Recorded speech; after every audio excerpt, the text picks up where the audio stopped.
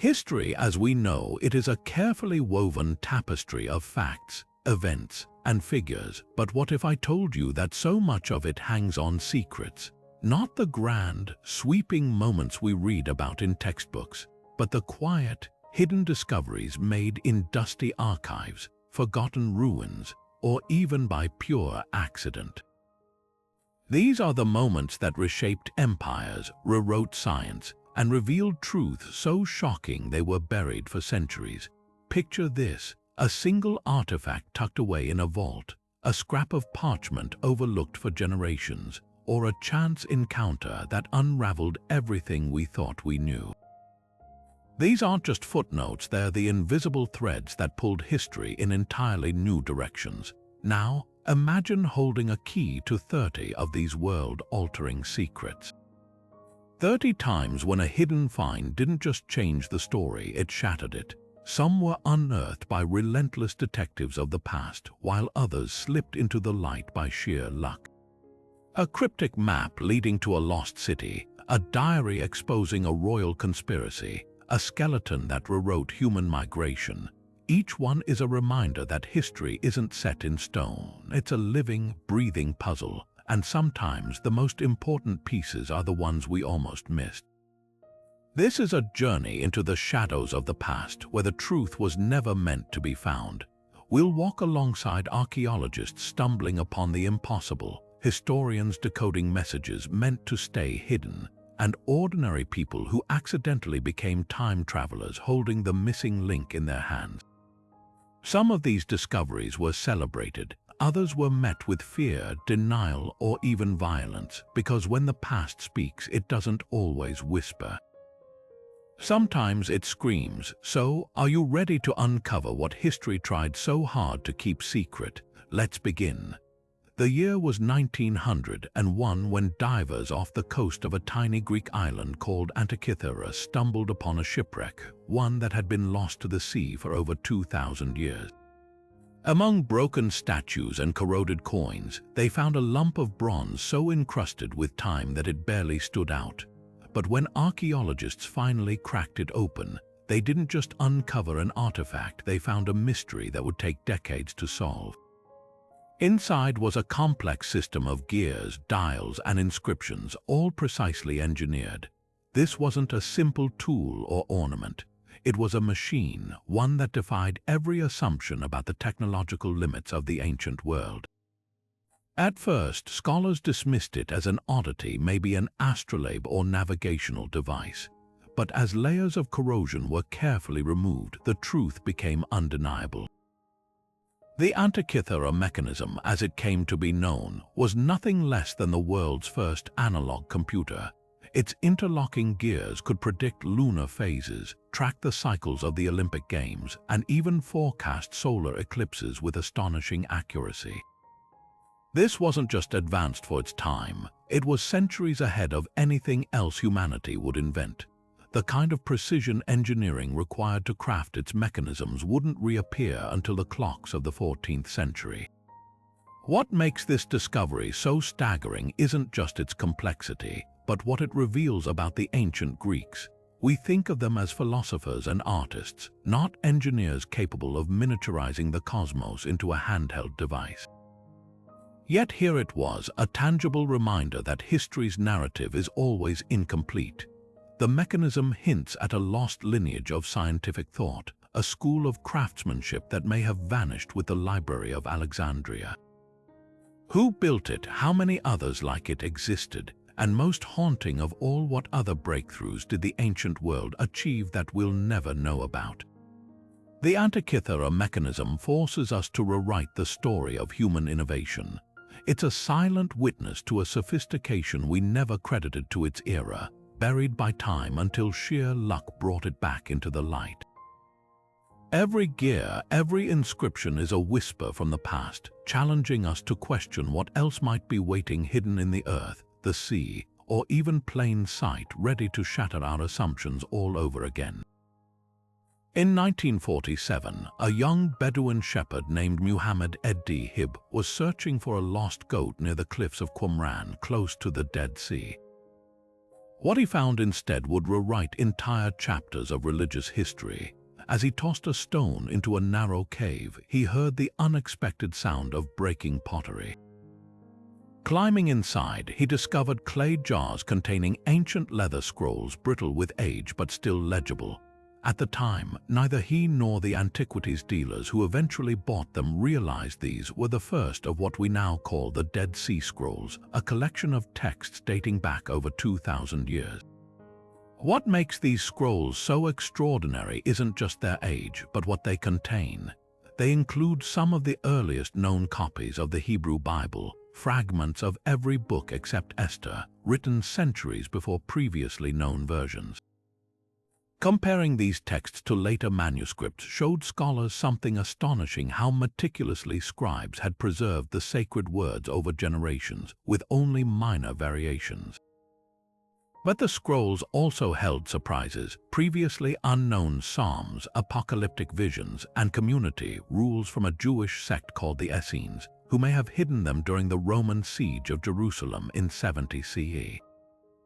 The discovery forced historians to rethink the diversity of Jewish thought during the Second Temple period. These weren't just religious texts, they were snapshots of a turbulent era where multiple interpretations of faith coexisted and clashed. Some scrolls even hinted at ideas that would later appear in early Christian teachings, suggesting a shared cultural backdrop. Yet for all their revelations, the scrolls also sparked controversy. Their initial suppression and slow publication led to conspiracy theories, while debates still rage over who wrote them and why they were hidden. Beyond theology, the scrolls revolutionized archaeology. The way they were preserved, sealed in jars, sheltered by the dry desert air, offered a masterclass in how fragile materials could survive millennia.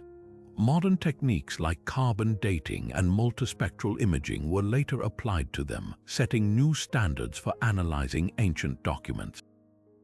Even the ink itself told a story, with recipes revealing trade routes for ingredients like gallnuts and copper. Perhaps the most haunting question the scrolls leave us with is how much more might still lie undiscovered. The Qumran caves yielded around 900 manuscripts, but erosion and looting mean we'll never know how many were lost. Every recovered fragment is a testament to the accidents that shape history: a goat that wandered, a shepherd who noticed, and a cave that kept its secrets until just the right moment. These fragile pages didn't just deepen our understanding of the past. They proved that sometimes the most profound truths are found not in grand monuments, but in the quiet corners where history waits to be heard. In 1799, during Napoleon's campaign in Egypt, a group of French soldiers were digging trenches near the town of Rashid, known to Europeans as Rosetta, when their shovels struck something far more valuable than dirt. It was a slab of black basalt about 4 feet tall, covered in 3 distinct scripts: Greek at the bottom, Demotic, a cursive Egyptian script in the middle, and hieroglyphs at the top. At the time, no one could read ancient Egyptian writing. It had been a dead language for over 1,000 years, but this stone, soon dubbed the Rosetta Stone, held the key to unlocking it. What made the Rosetta Stone so revolutionary wasn't just its multilingual inscription, but the realization that it was the same decree, issued in 196 BCE by priests honoring the young pharaoh Ptolemy V, repeated in all 3 scripts. Greek, which scholars already understood, could act as a translation guide for the others. But cracking the code wasn't instant. For decades, linguists like England's Thomas Young and France's Jean-François Champollion wrestled with the puzzle, comparing the Greek names Ptolemy and Cleopatra to their hieroglyphic counterparts. Champollion's breakthrough came when he identified that hieroglyphs weren't just symbolic pictures, they could represent sounds too, like an alphabet. By 1822, he'd deciphered enough to read the names of pharaohs, proving the stone was more than a curiosity. It was a linguistic bridge across millennia. The impact of this discovery can't be overstated. Before the Rosetta Stone, Egypt's hieroglyphs were as mysterious as alien code, and its history was pieced together mostly from Greek and Roman accounts. Suddenly, temples, tombs, and papyri could speak again, revealing first-hand accounts of battles, trade, religion, and daily life.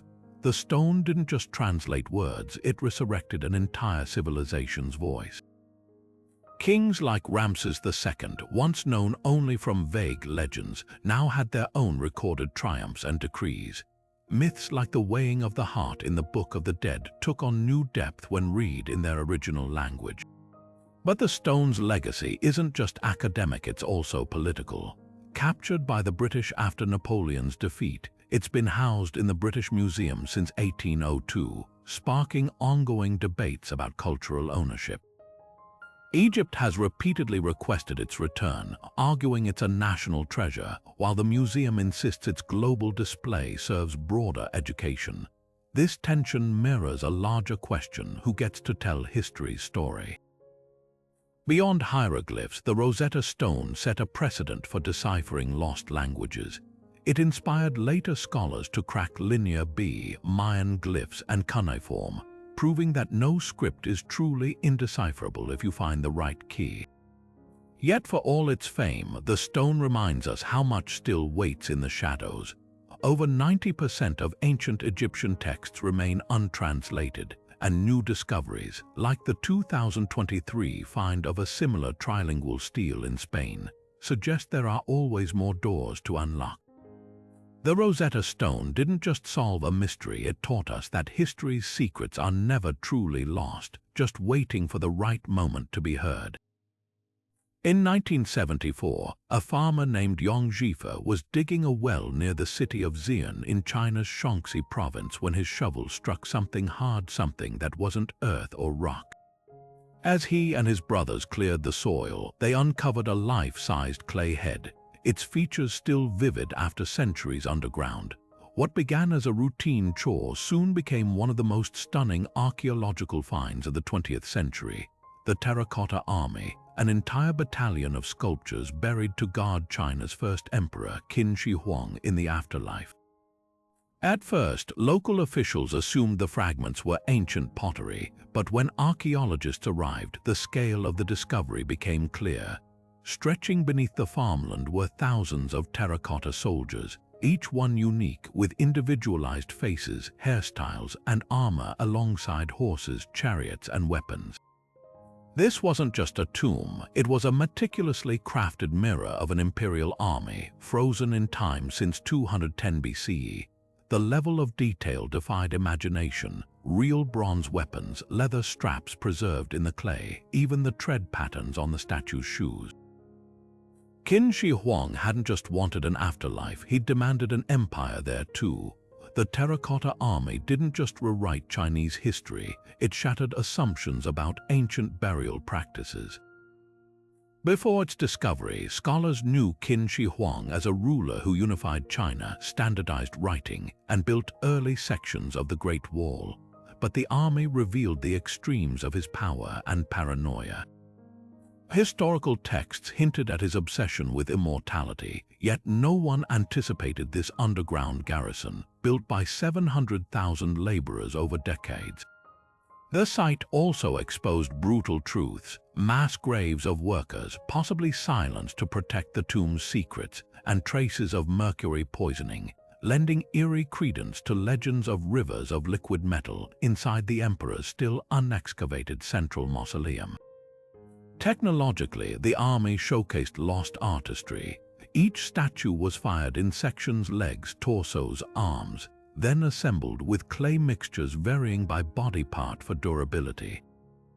The vibrant paint, now mostly faded, once made them lifelike, while the bronze weapons, coated with chromium oxide, resisted rust for millennia. Even more astonishing, this was just the outskirts. The emperor's main tomb remained sealed, shielded by booby traps described by ancient historians and modern scans showing a palace-like structure with untold treasures and dangers. Beyond archaeology, the Terracotta Army became a cultural lightning rod. For China, it's a symbol of national pride, drawing millions to Xi'an annually. Yet it also raises ethical questions. Farmers like Yong Jifa, who unearthed it, were initially celebrated, but some later resented the land seizures and tourism disruptions. Meanwhile, debates simmer over whether to excavate the central tomb, risking damage versus losing knowledge forever. This accidental discovery didn't just unearth statues, it resurrected an emperor's ambition, one clay soldier at a time. And with most of the site still unexplored, it whispers a tantalizing promise. Some secrets, even after 2,000 years, aren't ready to surrender. Tucked away in the vaults of Yale University's Voynich Library lies a book unlike any other, a manuscript so enigmatic that it's been called the most mysterious document in the world. The Voynich Manuscript, named after the Polish book dealer Wilfred Voynich, who acquired it in 1912, is a 240-page puzzle written in an unknown script, filled with illustrations of plants that don't exist, celestial charts with unidentifiable constellations, and nude women bathing in what appears to be green liquid. Carbon dated to the early 15th century, this book has resisted every attempt at translation, from World War II codebreakers to modern artificial intelligence. What makes the Voynich manuscript so uniquely confounding isn't just its undeciphered text, but the sheer coherence of its structure. The writing flows with the rhythm of a genuine language, complete with repeated phrases and patterns that suggest grammar, not gibberish. Yet despite over a century of analysis, no one has convincingly matched its characters to any known alphabet, cipher, or symbolic system. Theories range widely. It could be an elaborate hoax, a lost language, or even an early attempt at constructed writing like Esperanto. Some researchers propose it's a pharmacopoeia documenting herbal remedies, given its detailed botanical drawings, though none of the plants correspond to known species. Others point to the astrological diagrams as evidence of an esoteric scientific treatise, possibly tied to alchemy. The illustrations only deepen the mystery. One section depicts bizarre root-like structures labeled with tiny script, while another shows zodiac-style diagrams with women holding stars.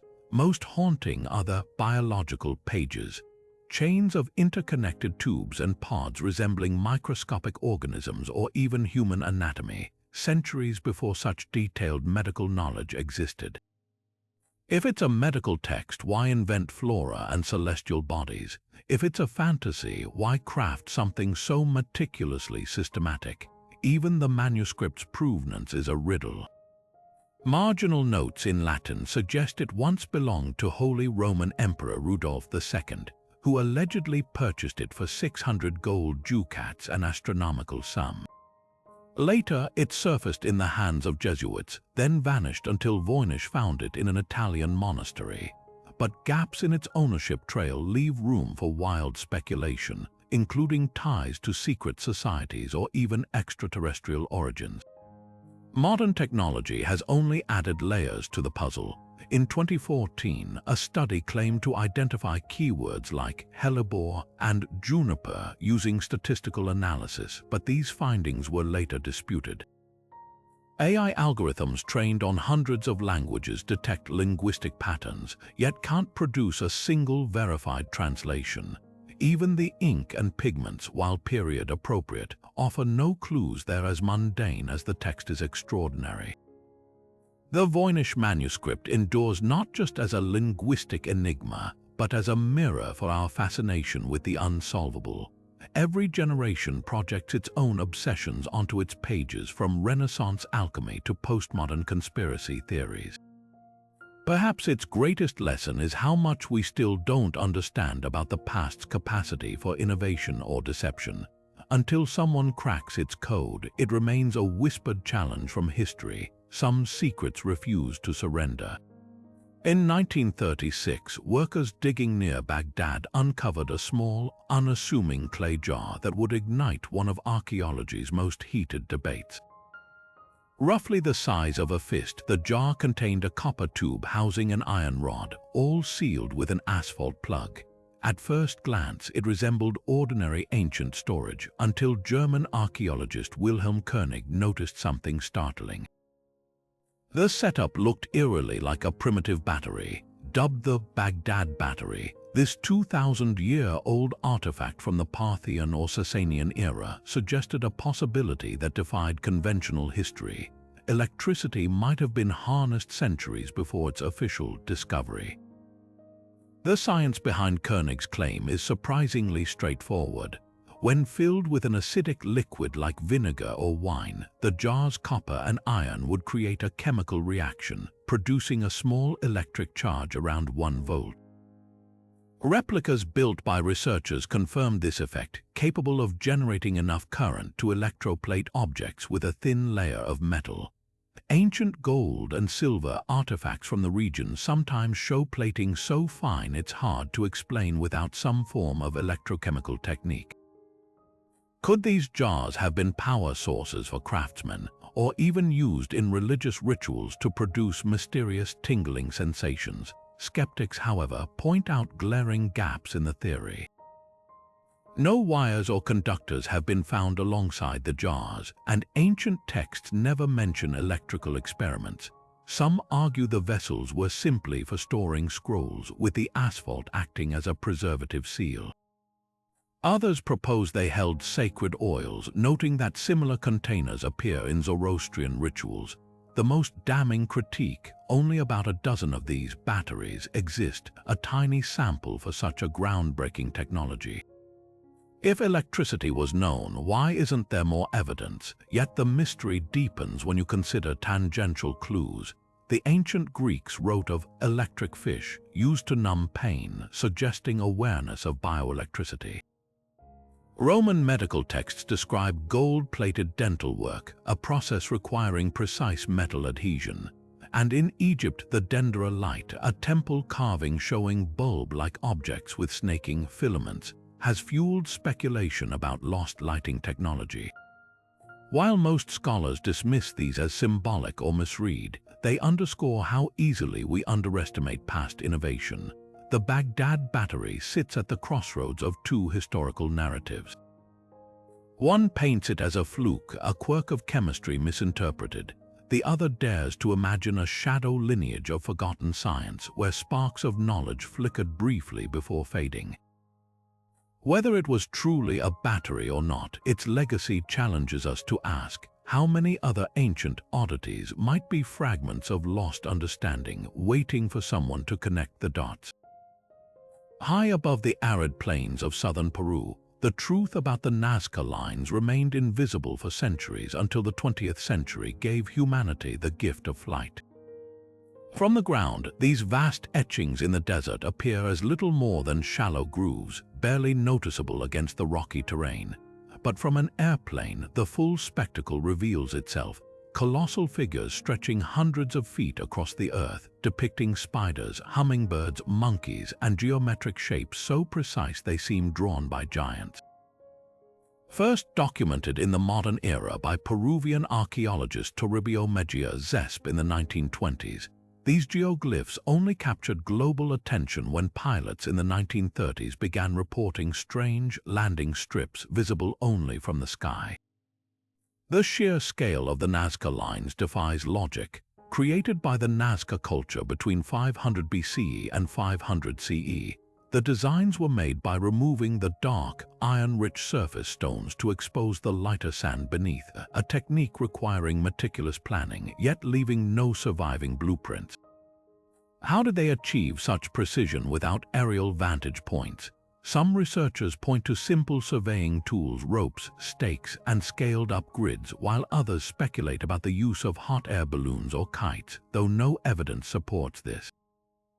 The line's endurance is another marvel. Undisturbed for millennia thanks to the region's windless, rainless climate, they've survived as a cryptic message from the past.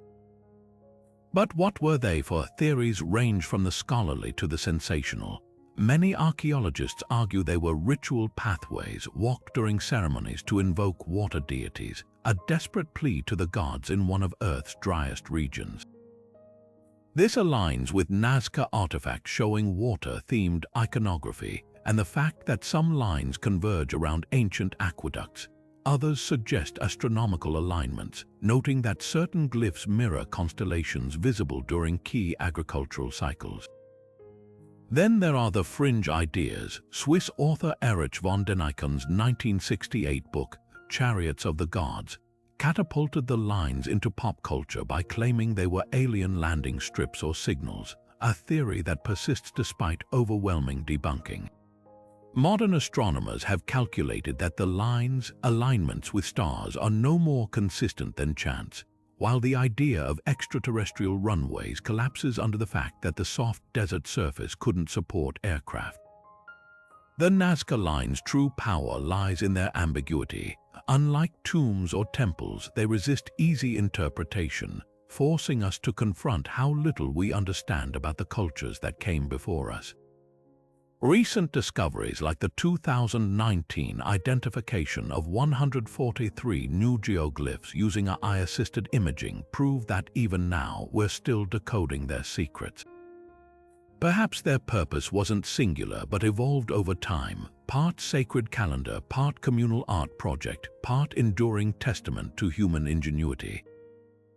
One thing is certain, etched into the desert, they are a reminder that some truths aren't meant to be seen from the ground, only understood when we rise above. For decades, the Vinland Map was hailed as one of history's most explosive discoveries, a parchment that seemed to rewrite the story of European exploration.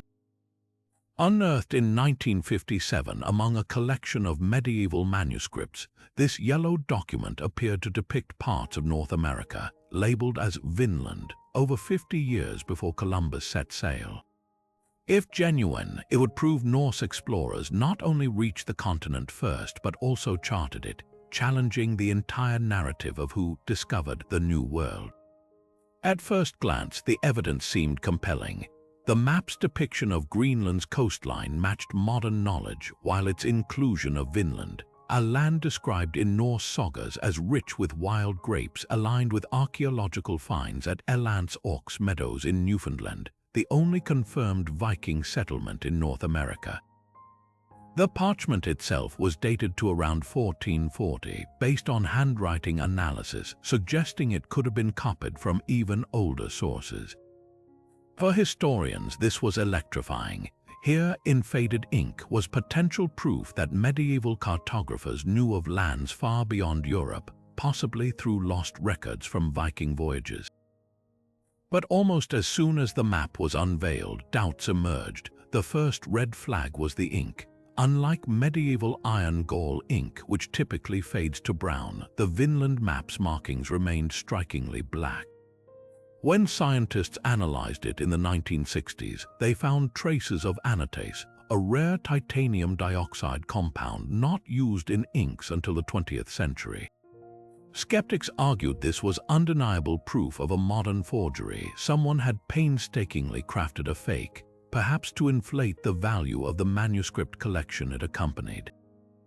Supporters of the map's authenticity countered with alternative explanations. Maybe the anatase was a contaminant, or perhaps medieval scribes had access to unknown mineral sources.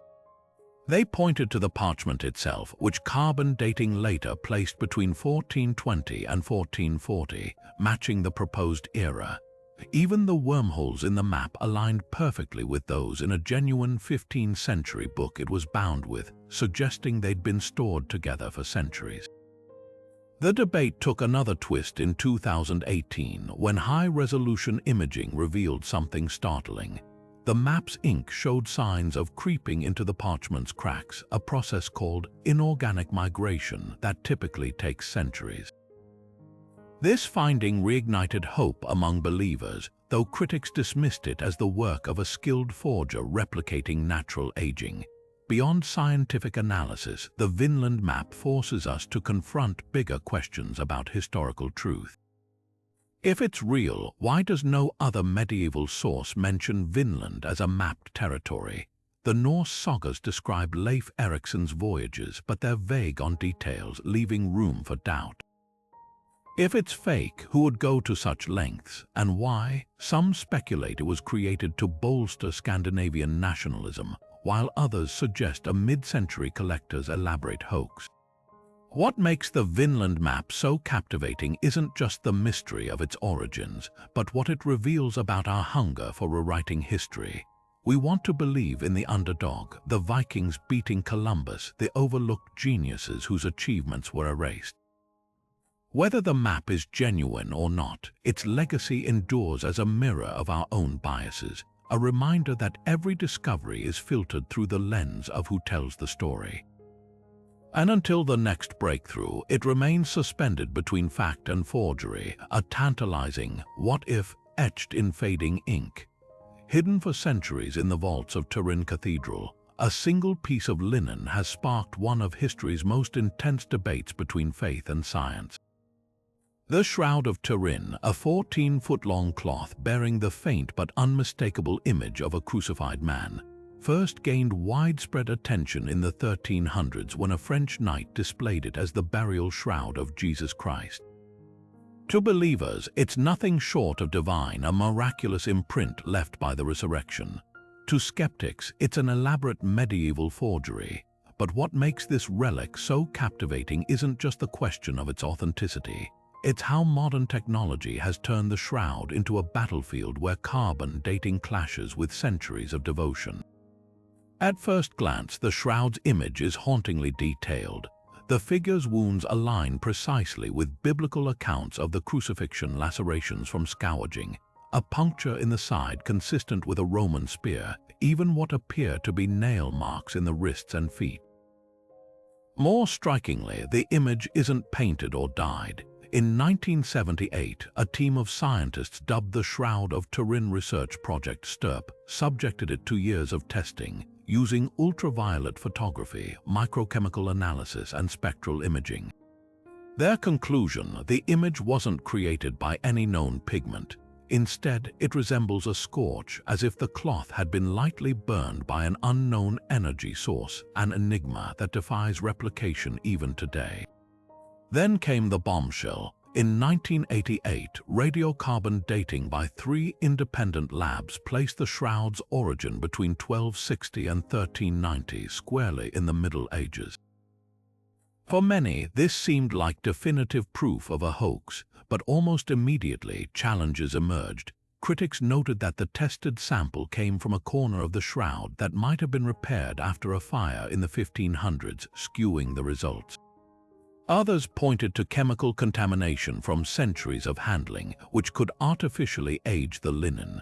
Some researchers even proposed that the carbon dating was thrown off by a hypothetical burst of neutron radiation during the resurrection, an idea that, while speculative, underscores how fiercely the debate rages. Beyond science, the shroud's history is a maze of gaps and contradictions. It vanished for over a century after the Crusades, only to resurface in Liéry, France, where it was denounced as a fraud by the local bishop. Yet by the 1500s, it had gained such reverence that the Savoy family moved it to Turin, where it survived fires, wars, and even an attempted theft. Modern studies have only deepened the mystery. Pollen grains found on the cloth match species native to Jerusalem, while textile experts note its herringbone weave matches first-century Palestinian burial shrouds, details a medieval forger would unlikely know. What makes the Shroud of Turin so endlessly fascinating isn't just the question of whether it's real, but what its persistence tells us about the human need for tangible connections to the sacred. For some, it's a divine self-portrait, for others a testament to medieval artistry, and for science, it remains an unsolved equation, one where faith and fact refuse to yield. Whether relic or riddle, the shroud endures as a mirror to our deepest questions, proving that some mysteries don't need answers to hold power. For centuries, the city of Troy existed only in legend, a myth whispered in the pages of Homer's Iliad, where heroes clashed over Helen's beauty and a wooden horse spelled doom for its walls. Scholars dismissed it as fiction, a poetic fantasy with no roots in reality. That is, until a self-made millionaire with no formal training in archaeology decided to prove them all wrong. In the late 19th century, Heinrich Schliemann, a German businessman obsessed with Homer's epics, set out to find the fabled city, armed with little more than a dog-eared copy of the Iliad and an unshakable conviction that the stories were true. What followed was a blend of brilliance and recklessness that would redefine archaeology forever. Schliemann zeroed in on a mound called Hisarlik in modern-day Turkey, convinced it concealed Troy's ruins. Ignoring experts who scoffed at his methods, he hired a crew and began digging not with the meticulous care of a modern archaeologist, but with the urgency of a treasure hunter. His haste was catastrophic. Dynamite was used to blast through layers of earth, obliterating untold artifacts in the process. Yet amid the destruction, he struck gold, literally. In 1873, Schliemann uncovered a trove of jewelry, weapons, and golden diadems he famously dubbed Priam's treasure, after the legendary Trojan king. The discovery sent shockwaves through the academic world. Here was tangible proof of a city that matched Homer's descriptions: multiple layers of settlement, evidence of violent destruction, and even remnants of massive defensive walls. But Schliemann's triumph was shadowed by controversy. Later analysis revealed a critical error. The treasure he'd attributed to Priam's era was actually 1,000 years older, dating to the early Bronze Age. The real Troy of the Iliad, if it existed at all, would have been a later layer one Schliemann had bulldozed through in his zeal. Despite these blunders, his work forced scholars to confront an uncomfortable truth: myth and history might not be so separate after all. Subsequent excavations at Hisarlik revealed at least 9 distinct cities built atop one another, with the 6th or 7th layer, Troy VI or Roman 7, showing signs of siege and fire around 1200 BCE, roughly the time Homer's war was said to have occurred.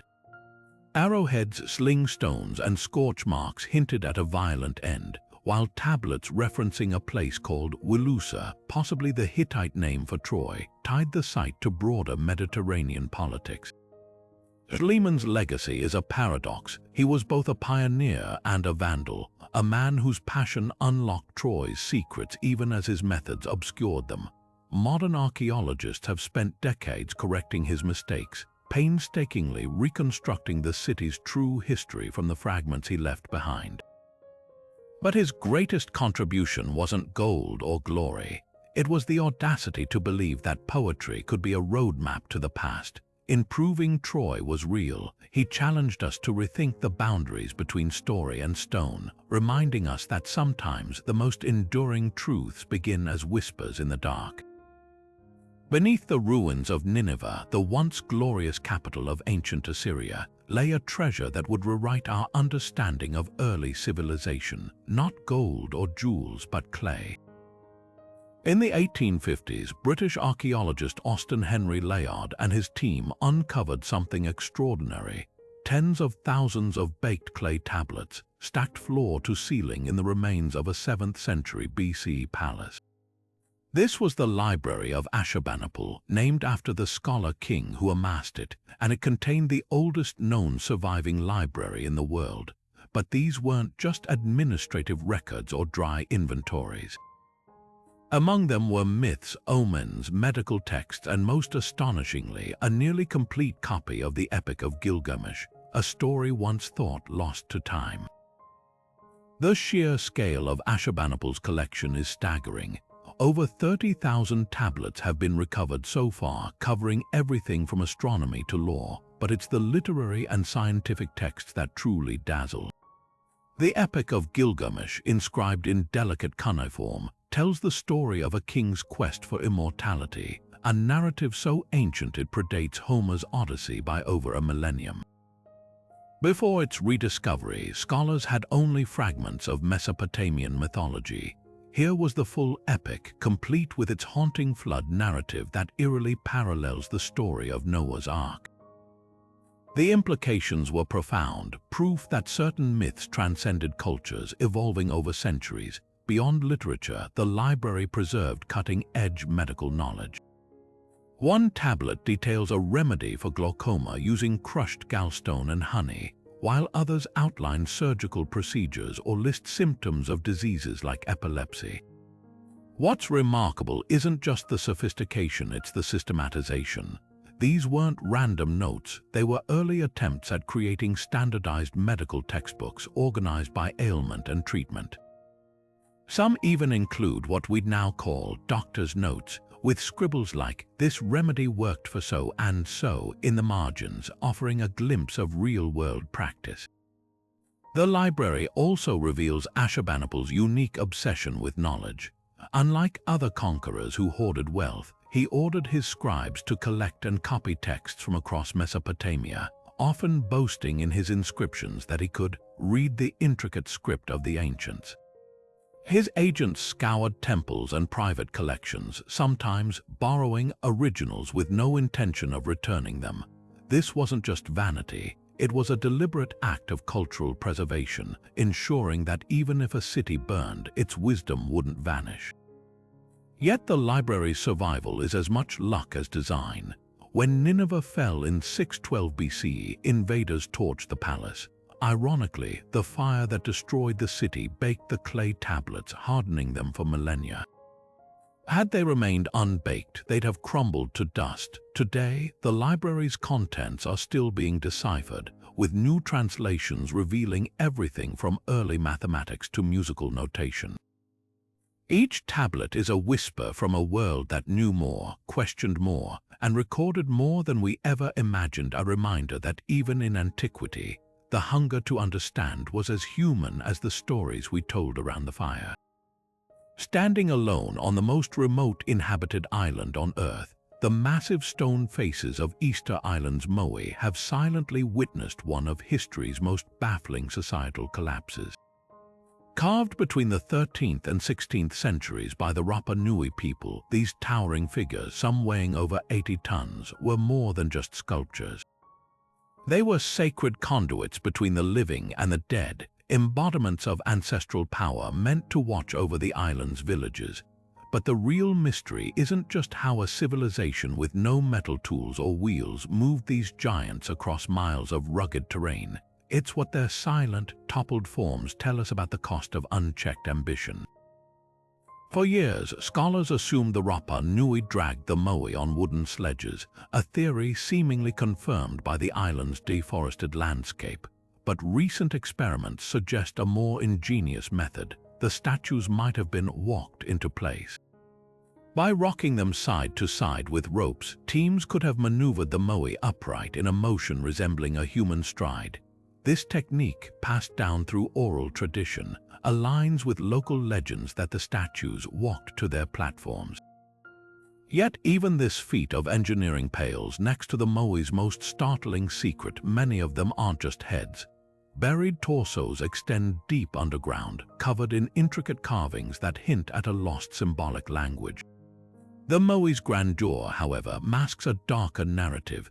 By the time European explorers arrived in 1722, the island was a shadow of its former self. Once thriving forests had been reduced to grassland, leading to soil erosion, food shortages, and eventually societal breakdown. The statues, symbols of unity, became focal points of conflict. Archaeologists have found Moe deliberately toppled, their eyes shattered, a likely sign of clan warfare as resources dwindled. Some researchers argue the Rapa Nui's obsession with monument building accelerated their downfall, diverting labor and materials from survival. Others counter that climate shifts and rat infestations played equal roles in the collapse. But the most haunting clue lies in the quarries. Hundreds of unfinished Moe remain at Rono Raraku, the volcanic crater where they were carved, some still attached to bedrock. Tools lie scattered as if work ceased abruptly, frozen in a moment of crisis. This wasn't gradual abandonment, it was a society hitting a breaking point. The same hands that painstakingly shaped these giants may have later fought over the last scraps of a dying ecosystem. Today, the Moe stand as both marvels and warnings. They remind us that human ingenuity has limits, and that even the grandest monuments are no match for an environment pushed too far. Yet they also testify to resilience. Despite everything, the Rapa Nui survived, adapting their traditions to a changed world. The Moe's silent gaze now asks us a question. What happens when a culture's greatest achievements become the very things that undo it? Deep in the jungles of Costa Rica's Diquis Delta, workers clearing land for banana plantations in the 1930s stumbled upon something utterly perplexing. Massive stone spheres, some as small as a baseball, others towering taller than a person, each one perfectly smooth and impossibly round.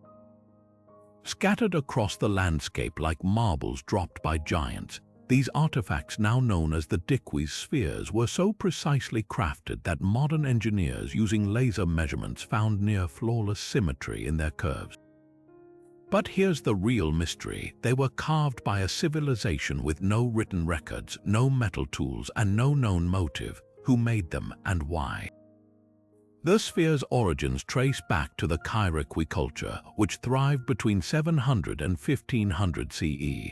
Using nothing but stone hammers and abrasives, artisans shaped these orbs from gabbro, a dense volcanic rock, then polished them to a startling smoothness with sand and leather. The logistics alone boggle the mind. Transporting spheres weighing up to 16 tons through dense rainforest without wheels or pack animals would have required ingenious methods, possibly rolling them on log ramps or floating them along rivers. But the real enigma is their purpose. Unlike most ancient monuments, the spheres bear no carvings, no inscriptions, just their perfect geometry. Archaeologists have pieced together fragments of their context. Some spheres were found arranged in alignments, forming straight lines or geometric patterns near settlements, suggesting they might have marked ceremonial spaces or celestial events. Others were clustered near elite graves, hinting at a funerary role. Local legends speak of the spheres as relics from the people of the star, gifted by gods who used them to navigate the cosmos. Modern researchers propose more grounded theories. Perhaps they were status symbols, territorial markers, or even physical representations of the sun or planets in an astronomical calendar. But the story takes a darker turn. After their discovery, many spheres were looted or vandalized, dynamited by treasure hunters searching for gold inside, rolled into gardens as ornaments, or even stolen for private collections. By the time UNESCO declared the remaining spheres a World Heritage Site in 2014, only a fraction of the original sites remained intact.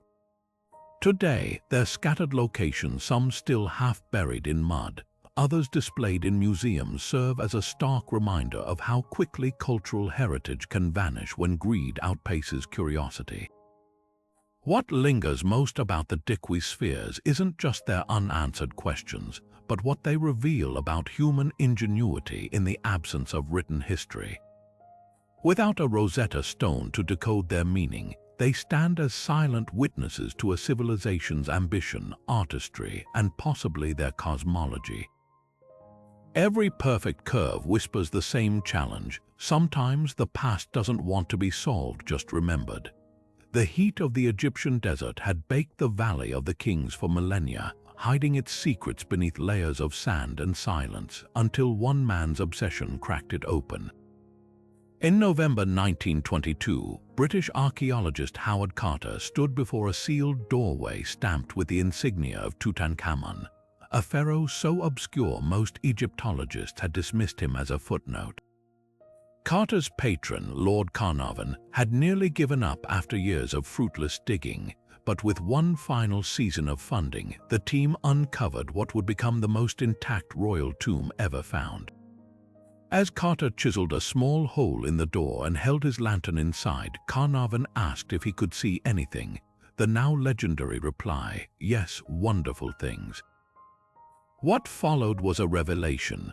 Unlike other tombs plundered over centuries, Tutankhamun's burial chamber remained almost untouched, its contents glittering in the flickering light. Golden shrines nested within one another like Russian dolls, guarding the innermost coffin of solid gold, its surface etched with the young king's delicate features. Jeweled pectorals, alabaster jars of perfume, and even a dagger forged from meteorite iron spoke of a civilization that married artistry with cosmic reverence.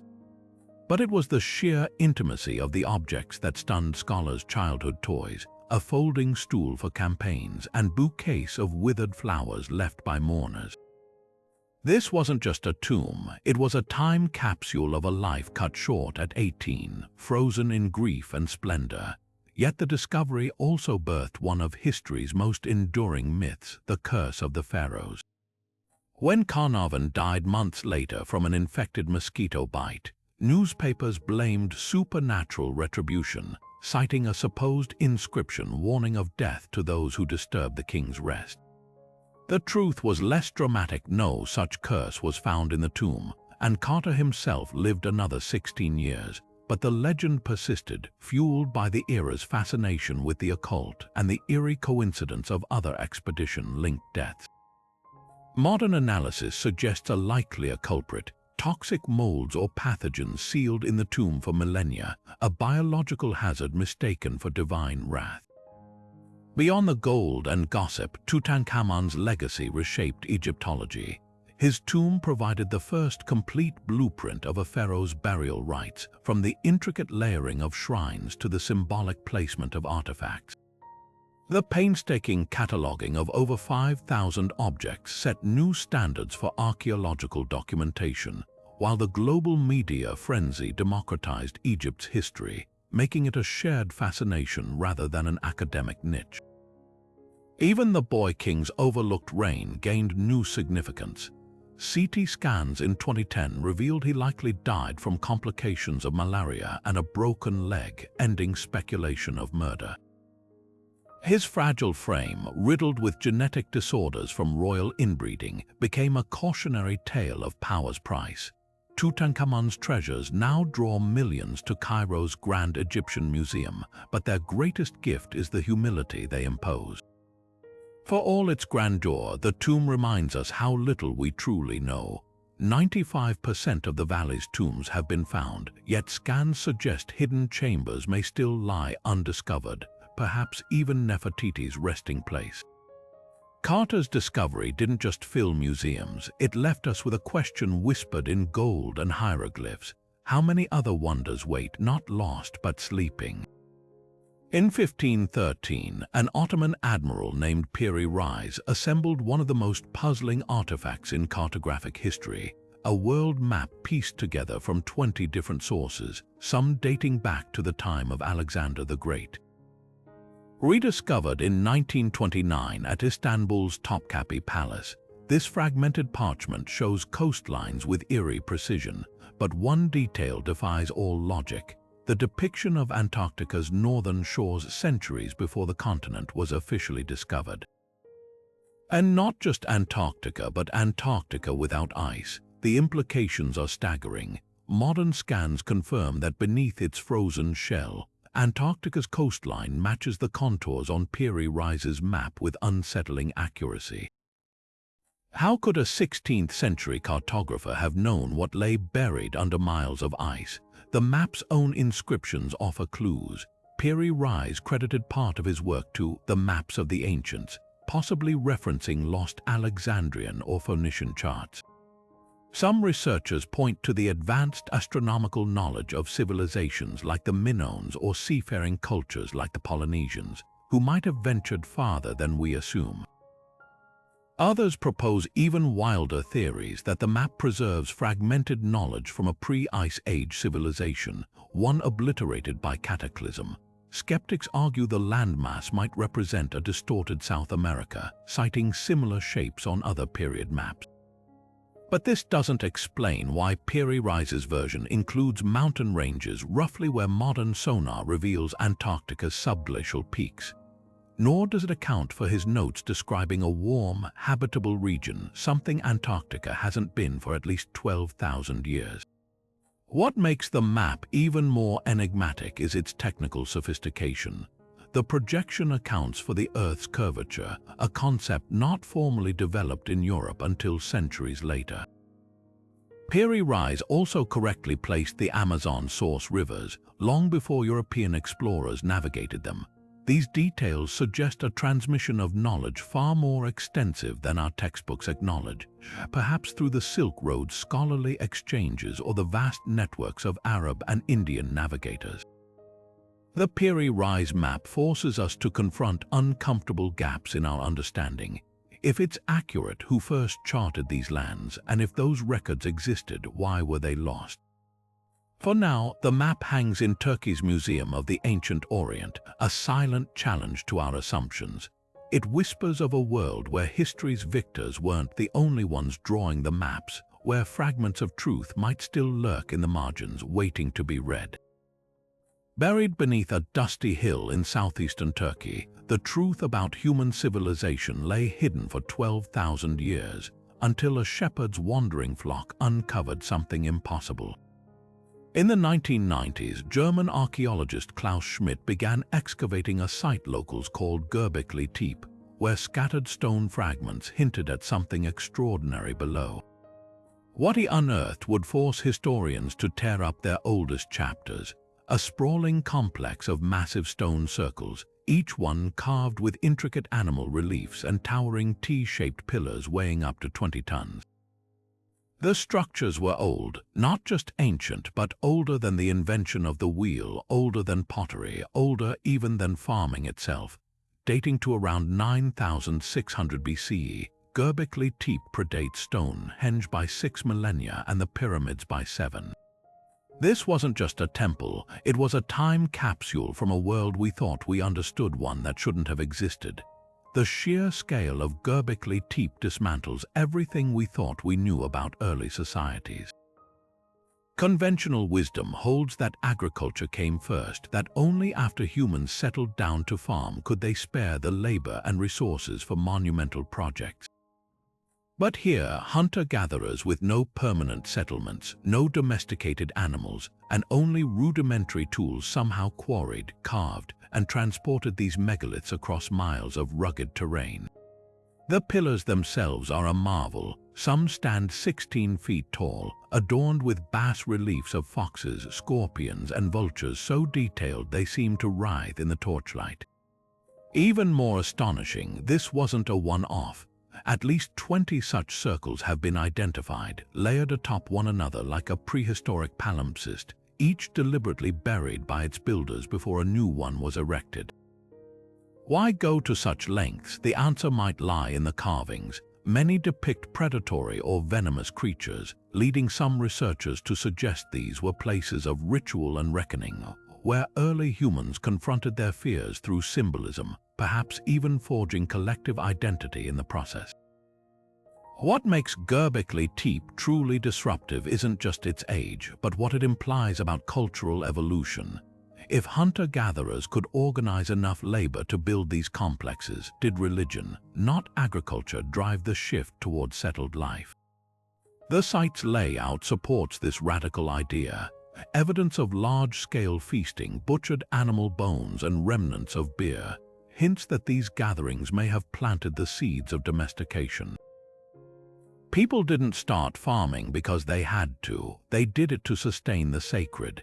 This flips the script on the so-called Neolithic Revolution, suggesting spirituality, not survival, was the spark that lit civilization's fuse. Yet the biggest mystery remains the builders themselves. Who were these people? No trace of dwellings has been found nearby, meaning they likely traveled great distances to worship here. The precision of the carvings suggests specialized artisans, challenging the notion that prehistoric societies were egalitarian. And then there's the haunting question of why they buried their own masterpieces, carefully backfilling each circle with rubble, as if sealing away a secret too potent to leave exposed.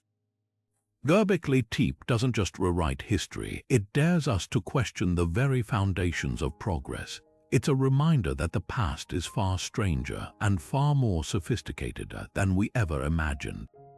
As excavations continue, each layer peeled back whispers the same unsettling truth. We've been telling the story of humanity wrong.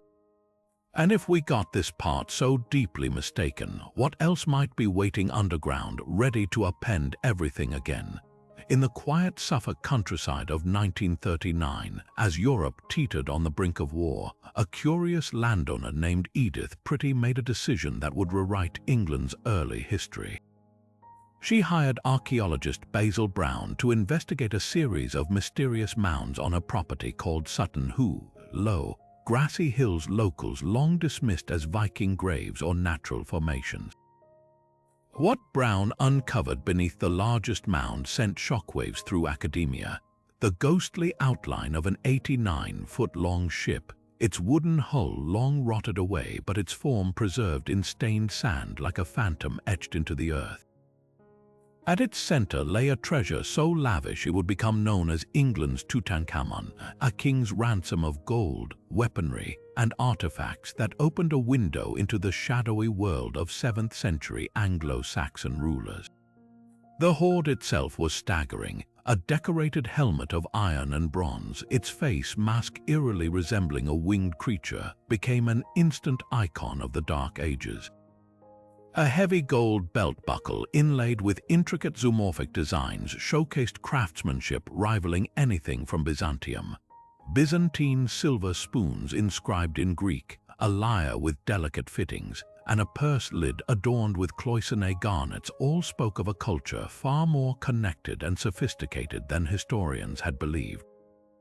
But the real showstopper was the great gold shoulder clasps, each composed of hundreds of interlocking cells holding cut garnets, their geometric precision defying the era's supposed technological limits. These weren't just grave goods, they were statements of power designed to awe subjects and rivals alike in life and death. What makes Sutton who so revolutionary isn't just the wealth, it's the identity crisis it triggered. The burial almost certainly belonged to King Redwald of East Anglia, a figure barely mentioned in the Venerable Bede's chronicles. Yet here was proof that his court traded across Europe, blending pagan and Christian symbolism in ways that upend old narratives. The ship itself was a pagan send-off to the afterlife, yet among the treasures lay silver bowls marked with crosses. This was a kingdom navigating the tumultuous shift between old gods and new, its ruler hedging spiritual bets with dazzling pragmatism. The excavation's timing added another layer of drama. As Brown and his team raced to document the site, Britain declared war on Germany. The priceless artifacts were secretly stored in a London underground tunnel to survive the Blitz, while the ship's imprint, too fragile to move, was reburied for protection. Post-war studies revealed even more secrets, the garnets traced to Sri Lanka, the silver to the Mediterranean, proving 7th-century England was no isolated backwater but a node in a vast trade network. Sutton, whose legacy lies in its contradictions. It's a tomb without a body, only phosphate stains hint at the king's vanished bones, a pagan ship pointing toward Christian Europe. A treasure nearly lost to a plowman's blade that now defines an entire era. Every golden fragment whispers the same truth. History's so-called Dark Ages were anything but dark. Scattered across the steamy jungles of Mexico's Gulf Coast, the Olmec colossal heads stare out from the past with silent, stony defiance. Carved from single blocks of volcanic basalt weighing up to 50 tons each, these towering sculptures, 17 have been discovered so far, depict helmeted faces with broad noses, full lips, and heavy eyelids. Features so distinct they've ignited fiery debates for decades. Who were these figures modeled after, and how did a civilization with no known metal tools or wheels transport these monoliths from quarries 50 miles away? The Olmecs, often called Mesoamerica's mother culture, flourished between 1200 and 400 BCE, yet their origins and sudden disappearance remain one of archaeology's most tantalizing riddles. The head's sheer physicality is staggering. Standing up to 11 feet tall, each one is uniquely detailed, with headgear resembling padded helmets or perhaps ceremonial ballgame garb. Some bear markings resembling dimples or scars, suggesting portraits of real individuals, kings, warriors, or even deified ancestors. But it's their facial features that spark the most controversy. In the 1940s, scholars like art historian Miguel Covarrubias noted resemblances to African or Polynesian physiognomy, leading to theories of transoceanic contact long before Columbus. Could West African voyagers have reached the Americas? Genetic studies of modern indigenous populations show no evidence, but the speculation persists. fueled in part by the Olmec's own enigmatic origins. Their sudden emergence with advanced art, writing systems, and urban planning hints at influences or even migrants from elsewhere, though no smoking gun has been found. What's undeniable is the Olmec's engineering prowess. At sites like La Venta and San Lorenzo, archaeologists found not just heads but elaborate drainage systems, mosaics buried under courtyards, and evidence of ceremonial centers aligned with celestial events. The basalt for the heads was dragged from the Tuxtla Mountains using log rollers and rope, a feat requiring coordinated labor on a massive scale. Yet there's no sign of slavery or coercion, leading some to propose the Olmecs operated through communal ritual or shared purpose, a stark contrast to later Mesoamerican empires. Then, around 400 BCE, their civilization unraveled. San Lorenzo's monuments were deliberately defaced and buried. La Venta was abandoned. Climate studies suggest shifting river patterns or volcanic eruptions may have disrupted agriculture, but the Olmec's own actions hint at something darker: ritual termination, a systematic erasure of their own legacy. Statues were decapitated, altars shattered. Was this internal revolt, invasion, or a ritual response to catastrophe? The silence is deafening. The Olmecs left no written history, only cryptic symbols considered precursors to Mayan script. Their heads endure as wordless witnesses to a culture that shaped everything from the Mayas' calendar to the Aztecs' feathered serpent cult. Yet their greatest lesson might be humility. These faces, frozen in stone, remind us how easily a civilization's memory can slip into shadow, and how one bold theory or one unearthed head can tilt the axis of what we think we know. Among the fragile parchment scrolls discovered in the caves near Qumran, one stood out not for its religious texts but for what it promised: literally tons of buried treasure. Unlike the other Dead Sea Scrolls filled with biblical passages and sectarian writings, the so-called Copper Scroll, found in 1952, lists 64 hiding places where unimaginable wealth was stashed across the Judean wilderness. Etched onto thin sheets of copper, a material so durable scholars had to cut it into strips to read it, the scroll describes caches of gold, silver, priestly vestments, and even additional scrolls, all concealed in locations like caves, cisterns, and underground chambers. The amounts are staggering. One entry alone mentions 70 talents of silver hidden in a salt pit, equivalent to nearly 2 tons by modern weight. What makes the Copper Scroll so electrifying is its specificity. While other ancient treasure maps rely on vague poetic clues, this document reads like a straightforward inventory, naming landmarks like the Fountain of the Temple or the Tomb of Zadok alongside precise distances and directions. Some experts believe it records the temple treasures from Jerusalem, hidden away before the Roman destruction in 70 CE. Others argue it's a local sect's treasury or even a deliberate work of fiction meant to symbolize spiritual, not material, wealth.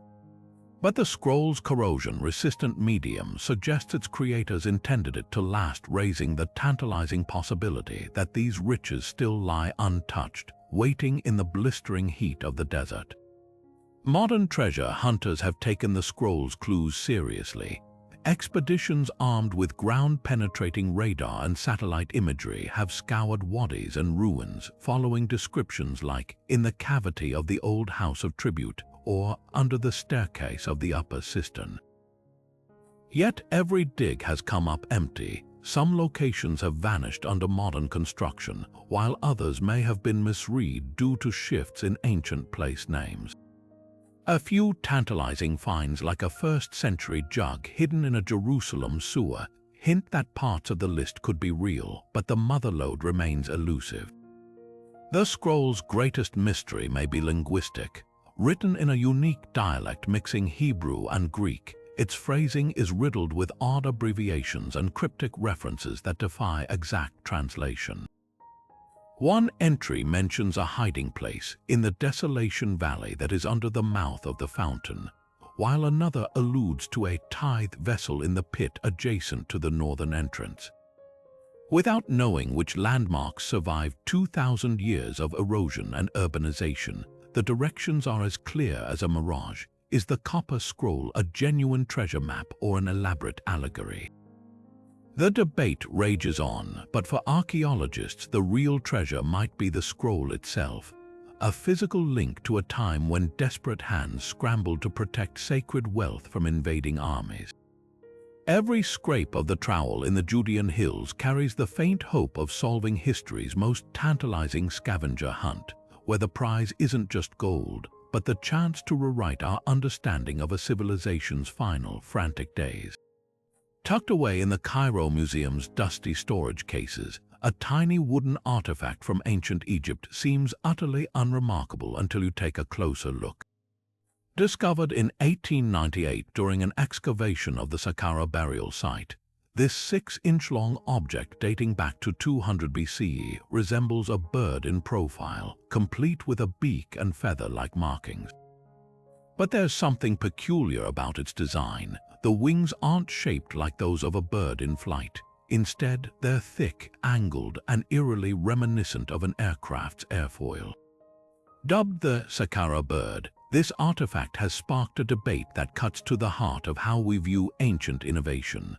Was it a child's toy, a ceremonial object, or something far more revolutionary, evidence that the Egyptians understood principles of aviation centuries before the Wright brothers? Aviation engineers who have examined the Saqqara bird point to details that defy simple explanation. The tail fin stands perfectly perpendicular to the body, a feature with no aerodynamic purpose for a bird but critical stability for a glider. In 2006, a team built a scaled-up replica using balsa wood, adjusting only the addition of a modern stabilizer to the tail. When launched, the model soared effortlessly, suggesting the original could have been designed with flight in mind. Even more compelling, ancient Egyptian art often depicts birds with outstretched horizontal wings, never the downward-sloped angles seen here. If it's not a bird, what inspired this shape? Some theorists point to temple carvings of strange winged vehicles or the legend of the solar bark, a mythical flying vessel said to carry the sun god Ra. Skeptics counter with simpler explanations. The bird might have been a weather vane, its tail broken off over time, or a ceremonial object tied to the cult of Horus, often depicted as a falcon. Without hieroglyphs or context from its discovery site, looted long before proper documentation, provenance is a problem. Yet even mainstream Egyptologists admit the design is anomalous. No other bird artifacts from the period share these features, and the choice of sycamore fig wood, lightweight and durable, hints at deliberate material selection for an object meant to move through air. The Saqqara bird's true significance may lie beyond the binary of toy or aircraft. It forces us to reconsider the boundaries of ancient experimentation. Kites were used in China as early as 500 BCE for signaling and measurement. The Nazca Line's massive geoglyphs suggest pre-Columbian cultures understood perspective and spatial planning centuries before formal aeronautics. Could the Egyptians have toyed with glider designs while building their monumental architecture, observing wind patterns and lift? The absence of written records doesn't negate the possibility after all. The Antikythera Mechanism proves they mastered complex engineering without leaving blueprints. Whether ritual object or failed prototype, the Saqqara bird challenges our assumptions about how innovation unfolds. Progress isn't always linear. Ideas can emerge, fade, and resurface across millennia. This delicate wooden artifact, barely the length of a hand, carries a weighty question. How many other toys in museum cases might be misunderstood fragments of lost genius? Until we find more like it, the Saqqara bird remains suspended between two worlds, a whisper of what might have been, or a reminder of how much we still don't see. In 1936, a pair of hikers strolling along the banks of Texas's Red Creek made a discovery that would ignite one of archaeology's most heated debates. Embedded in a chunk of rock, they found an ordinary-looking hammer, wooden handle, iron head, the kind you might see in any workshop. but the rock it was buried in told a very different story. Geologists examining the surrounding stone dated it to the Cretaceous period, meaning this hammer had somehow become encased in rock over 100 million years old. This was the London hammer, a relic so out of place it seemed to defy the very timeline of human history. At first glance, the hammer appears unremarkable until you consider the implications. If the dating is correct, this tool existed long before humans evolved, let alone mastered ironworking. The hammer's head, made of nearly pure iron with no detectable carbon, is metallurgically superior to crude early human smelting. Its wooden handle, partially petrified, shows signs of internal transformation consistent with extreme age. But how could such an object exist in rock formed when dinosaurs still roamed? Skeptics argue the hammer is likely a 19th century tool dropped by a miner, the surrounding rock forming through natural cementation over decades, not millennia. Yet the rock's mineral composition and the hammer's deep integration into the stone challenge this explanation. The debate hinges on where the hammer truly came from. Creationists seized on the artifact as proof that humans coexisted with dinosaurs, pointing to other alleged out-of-place artifacts as part of a grander narrative. Mainstream scientists dismiss these claims, arguing that anomalous dating results from contamination or misinterpretation. Modern testing has been limited. The hammer's current owners, a creationist museum, have refused further destructive analysis. But the enigma persists, fueled by unanswered questions. Why does the hammer's iron show no signs of rust, even after supposedly sitting in a creek bed for over a century? And why does its design, with its distinctive tapered head, resemble no known 19th century hammer patterns? Beyond the controversy, the London hammer forces us to confront how we define anomalies in the archaeological record. History is full of outliers, objects that don't fit the established narrative. Most are eventually explained as hoaxes or misidentifications, but a handful, like the hammer, linger in the gray area between mistake and mystery. They remind us that the past is rarely as tidy as textbooks suggest. Whether a misdated miner's tool or evidence of something far stranger, the hammer's true significance lies in the questions it raises. How much do we really know about the ancient world, and what other artifacts hidden in plain sight might be silently waiting to rewrite the story? Deep in the mountains of China's remote Bayern region, a discovery in 1938 would ignite debates that still rage today. A team of archaeologists led by Kai Pu-te entered a series of caves near the border of Tibet, expecting to find traces of ancient human habitation. Instead, they uncovered something far stranger: hundreds of flat stone discs, each about 12 inches in diameter with perfect holes in their centers, resembling primitive phonograph records. Stacked neatly along the cave walls, these artifacts, later called the Dropa stones, would become one of archaeology's most hotly contested mysteries when researchers claimed they held messages from beings not of this world.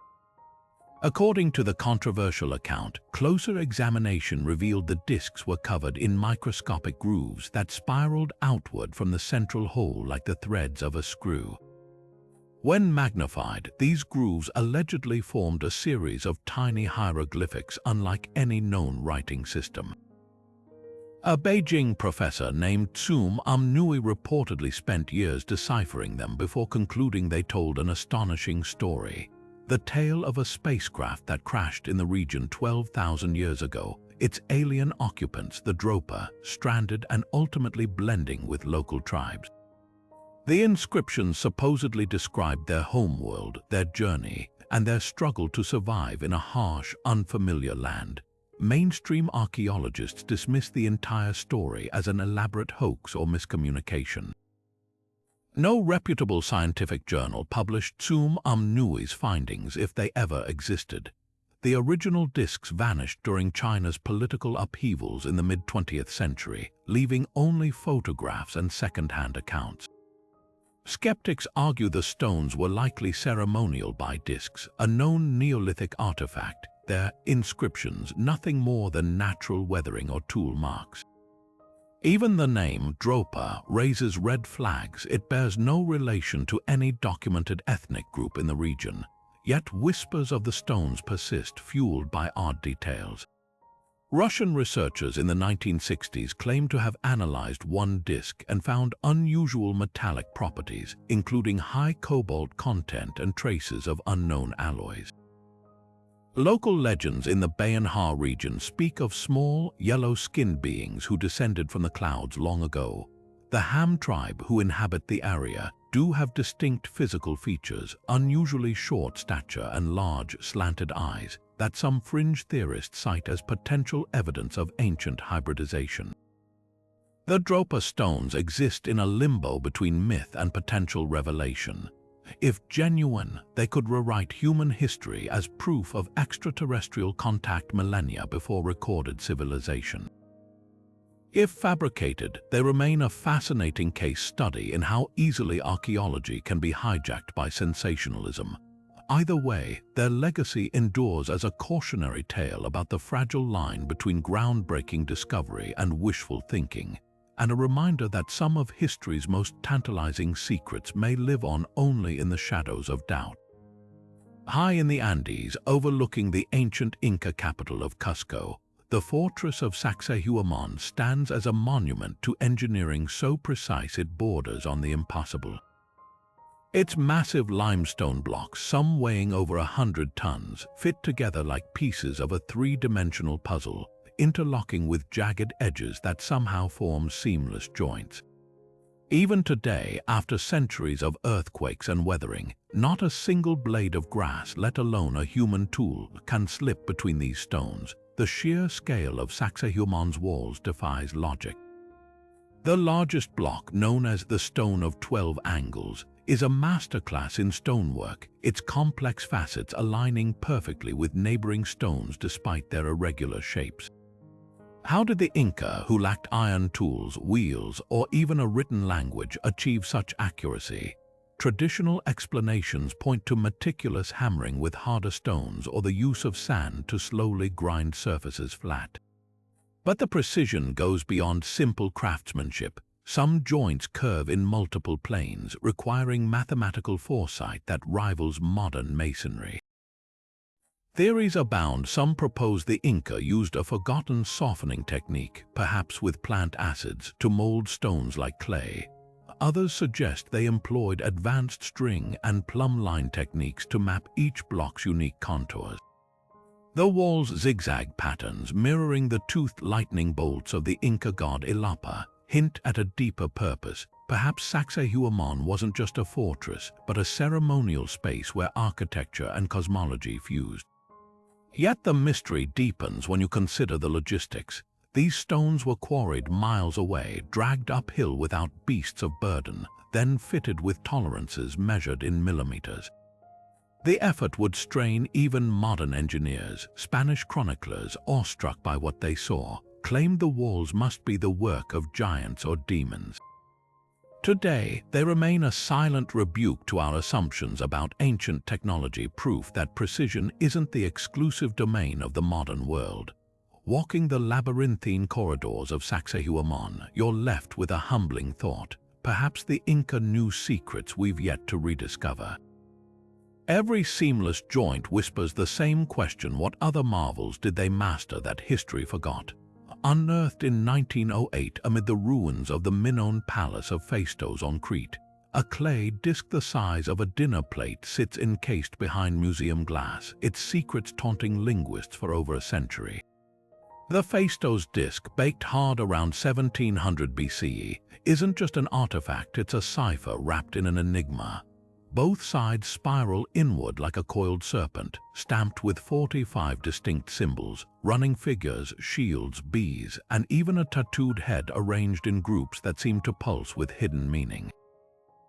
Unlike hieroglyphs or cuneiform, these aren't hand-carved, they're pressed into the clay with individual seals, making this the world's oldest known example of movable type, a technology that wouldn't reappear for another 3,000 years. Deciphering the disc's message has become archaeology's most tantalizing word game. The symbols refuse to match any known language, while the spiral arrangement suggests it might be read inward or outward, or even in alternating directions like a boustrophedon, the ox plow style of ancient Greek texts. Some researchers argue the symbols represent syllabic sounds, pointing to repetitions that hint at poetic meter or incantations. Others see logographs, whole ideas captured in single stamps, citing the disc's apparent groupings as possible ritual instructions or a hymn to a forgotten goddess. One audacious theory even claims it's a board game, with the symbols marking moves along the spiral path. The disc's isolation deepens the mystery. No other examples of these symbols have been found, leaving linguists without a Rosetta Stone-style key. Attempts to link it to Linear A, the undeciphered script of the Minoans, falter because the symbols share no overlaps. Yet the very precision of the stamps suggests this wasn't a one-off experiment. Those 45 seals would have required a workshop, implying a system mature enough to justify the labor of creating reusable type. Did the Minoans use this method for other texts that simply crumbled to dust? Or was the disc's message so singular, so urgent, that it demanded this unprecedented effort? Cultural context offers fleeting clues. The symbols include imagery tied to Minoan religion, bees linked to the goddess Potnia, ships for a seafaring empire, and what might be a shrine or altar. One controversial translation attempt by linguist Gareth Owens suggests a dedication to the mother goddess of fertility, though peers dismiss this as speculative. More compelling are the disc's physical quirks. The clay shows no signs of wear, suggesting it was displayed, not handled, while the lack of a firing date implies it was made for immediate use, perhaps as a ceremonial object or diplomatic missive. Modern technology has only deepened the intrigue. High-resolution scans reveal microscopic fingerprints in the clay, perhaps those of the scribe who pressed the symbols. A 2018 study using AI pattern recognition suggested the sequences exhibit features of natural language, not random decoration, but the algorithm couldn't crack the code. Meanwhile, fringe theorists propose everything from extraterrestrial communication to an ancient musical score, though mainstream scholars roll their eyes. What makes the Phaistos disc so endlessly captivating isn't just the mystery of its message, but what its existence implies about the spread of ideas. Movable type in Bronze Age Crete appends the traditional narrative of human innovation. It whispers of parallel paths, technologies invented, lost, and reinvented across millennia. Until another disc surfaces or some lucky linguist stumbles upon a linguistic key, this clay puzzle remains a silent testament to a civilization far more sophisticated than we ever imagined, their voices trapped behind a wall of symbols we can't yet breach. Off the coast of Yonaguni, Japan's westernmost island, lies a site that doesn't just blur the line between nature and human craftsmanship, it obliterates it. In 1986, a local diver named Kihakairo Aratake was exploring the crystal-clear waters when he spotted something impossible. Massive, geometric terraces carved into the ocean floor, some descending over 80 feet like a submerged staircase for giants. The Yonaguni Monument, as it came to be known, is a sprawling complex of right angles, flat platforms, and what appear to be carved pillars, all resting nearly 100 feet underwater.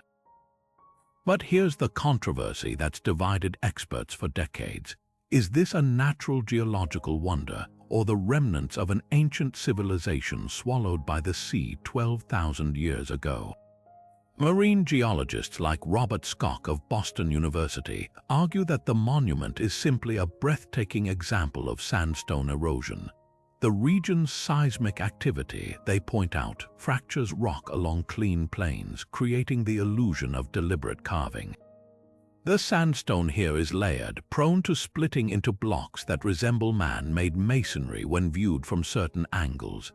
Even the monument's most iconic feature, a 5-meter-tall structure called the Turtle, could be a fluke of nature, its rectangular shape the result of tides and currents grinding away softer stone over millennia. But then there's the other camp, led by researchers like Masaki Kimura, a marine seismologist who spent over 30 years mapping the site. Kimura insists the monument bears unmistakable signs of human intervention. He points to the twin megaliths at the structure's peak, their surfaces unnaturally smooth and aligned like sentinels. There's the stage, a flat platform surrounded by what might be seating tiers, and the loop road, a pathway that winds around the monument's base with eerie symmetry. Most compelling, Kimura's team claims to have identified quarry marks, tool grooves, and even a crude relief carving of an animal, details far harder to dismiss as random erosion. The stakes here are enormous. If human-made, the Yonaguni monument would predate the oldest known civilizations by thousands of years. Its submergence would align with the end of the last ice age, when rising sea levels drowned coastlines worldwide, including, perhaps, a forgotten Pacific culture advanced enough to build monumental architecture. Advocates draw parallels to mythologies like the lost continent of Mu or Okinawan legends of gods who submerged entire cities beneath the waves. Skeptics counter that wishful thinking is clouding science, that humans 12,000 years ago were hunter-gatherers, not stonemasons. Diving deeper into the site only intensifies the mystery. Nearby, divers have found what look like stone tools and a massive, circular depression resembling a ceremonial pool. In 2007, a sonar survey revealed a second, smaller structure a few hundred meters away, its layout eerily similar to Yonaguni's, but the ocean guards its secrets fiercely. Strong currents and limited visibility make prolonged study dangerous, while coral growth and sediment have reclaimed parts of the monument, leaving researchers racing against time and tide. Perhaps the most haunting question isn't just who built Yonaguni, but why we're so desperate for it to be artificial. The monument taps into something primal, the idea that history's greatest chapters might lie underwater, waiting to rewrite everything we thought we knew. Whether a quirk of geology or a drowned city's skeleton, Yonaguni forces us to confront how little we understand about humanity's early journey, and how much of our past might still be hidden beneath the waves just out of reach. The Ark of the Covenant, a gilded chest said to hold the stone tablets of the Ten Commandments, has haunted explorers and scholars for millennia.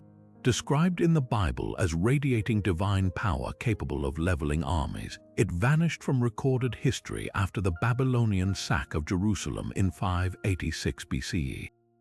Yet its legend never faded, sparking quests that stretch from the highlands of Ethiopia to the shadowy tunnels beneath the Temple Mount. Each theory offers a tantalizing trail, but none have led to the relic itself, only to deeper mysteries. One of the most persistent claims comes from Ethiopia, where the Orthodox Church in Axum guards a sacred object they say is the Ark itself. Hidden in a chapel accessible only to a single monk, the so-called Tabat is never shown to outsiders. Local tradition holds that it arrived in the 10th century BCE, smuggled from Jerusalem by Menelik, the son of King Solomon and the Queen of Sheba. While no scientific examination has been allowed, the depth of devotion surrounding it is undeniable. Pilgrims flock to Axum's Church of St. Mary of Zion, believing the Ark's presence sanctifies the entire city. Skeptics argue the story conflates myth and political legitimacy, yet Ethiopian emperors carried replicas into battle as recently as the 20th century, convinced of their spiritual potency. Meanwhile, beneath Jerusalem's old city, another theory takes shape. The Temple Mount, site of Solomon's original temple, is riddled with ancient tunnels and chambers, some still unexplored. Medieval knights like the Templars reportedly dug beneath the ruins seeking the Ark during the Crusades. Modern archaeologists have mapped subterranean passages like Warren's Shaft and the recently discovered Secret River beneath the city of David, but political tensions and religious sensitivities limit excavation. Some researchers point to the copper scroll from Qumran, which mentions vast treasures hidden in the Valley of Achor, possibly a coded reference to a tunnel network. Could the Ark lie in some sealed chamber, waiting for a shift in history to reveal it? Then there's the tantalizing possibility that it was destroyed or lost long ago. The Babylonians, meticulous record keepers, never listed the Ark among their spoils from Jerusalem. Some scholars suggest it was melted down for gold, while Jewish texts like the Second Book of Maccabees claim the prophet Jeremiah hid it in a cave on Mount Nebo, where it will remain until the Messianic age. Even more radical theories propose the Ark was more than a relic. It may have been a technological artifact with its divine power stemming from misunderstood ancient science. Descriptions of its sparking lethal energy align oddly with modern electricity, leading some to speculate it housed an early capacitive device, perhaps using gold and acacia wood as insulators. The enduring fascination with the Ark speaks to something deeper than archaeology. It represents the human longing to touch the divine, to hold proof of the sacred in our hands. Whether resting in an Axum chapel buried beneath Jerusalem or lost to time, its legend endures not just as a relic of faith, but as a mirror of our endless quest for meaning. Every generation will likely keep searching, driven by the same unshakable question. If the Ark exists, what secrets would it reveal about our past and ourselves? High in the caves of Tenerife's rugged cliffs, the mummies of the Guanches stare back through centuries with sunken eyes and skin like darkened parchment. These aren't the familiar wrapped figures of Egypt, they're something far stranger.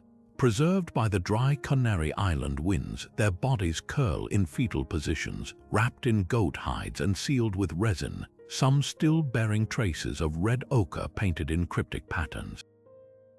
Discovered sporadically since the 15th century but systematically studied only in modern times, these mummies are the last physical traces of a people who thrived in isolation for over 1,000 years, practicing rituals so bizarre they baffled even the Spanish conquistadors who first encountered them. The Guanches, indigenous to the Canary Islands, were long considered a mystery, tall, fair-haired and blue-eyed, speaking a language unrelated to any mainland African tongue. Genetic testing in the 21st century revealed their shocking origin. They were Berbers, descended from North African tribes who braved the Atlantic in reed boats around 100 BCE, only to be cut off from the continent by shifting currents. Their mummification techniques, developed independently of Egypt, suggest a sophisticated understanding of anatomy and spirituality. After death, organs were carefully removed through incisions in the groin, the cavities stuffed with aromatic herbs and sea salt to slow decay. The skin was treated with a mixture of lard and crushed pumice, then smoked over fires fed with dragon tree resin, a process that left the bodies eerily intact, their fingernails and hair still intact after centuries. But it's their burial rituals that truly unsettle.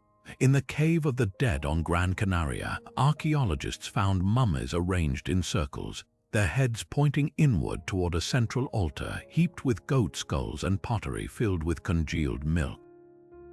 Some wore necklaces strung with the teeth of rodents, while others had their hands bound with cords made of human hair. Most haunting are the children tiny mummies swaddled in layers of hide, their mouths stuffed with amulets of volcanic glass.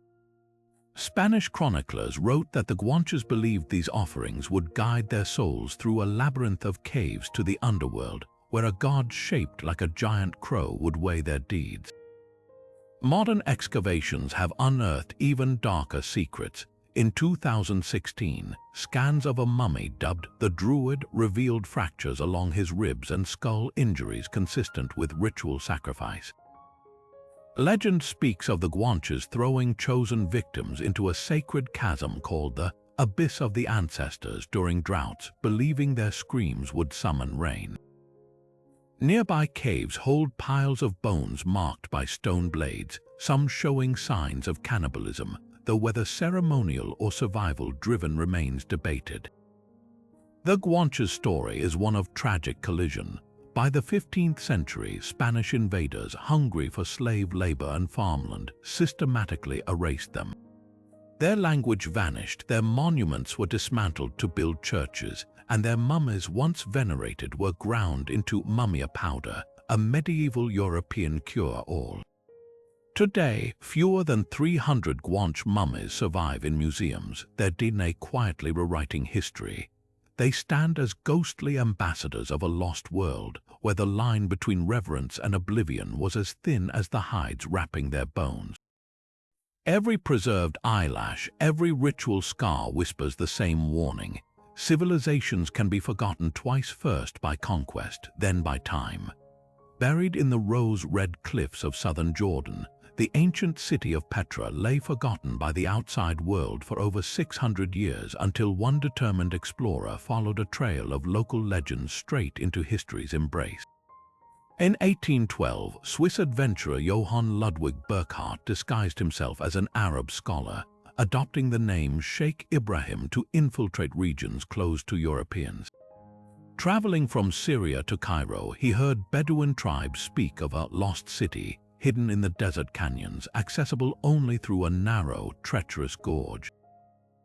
Curiosity piqued, Burckhardt bribed his guide to lead him there under the pretense of sacrificing a goat at the tomb of Aaron.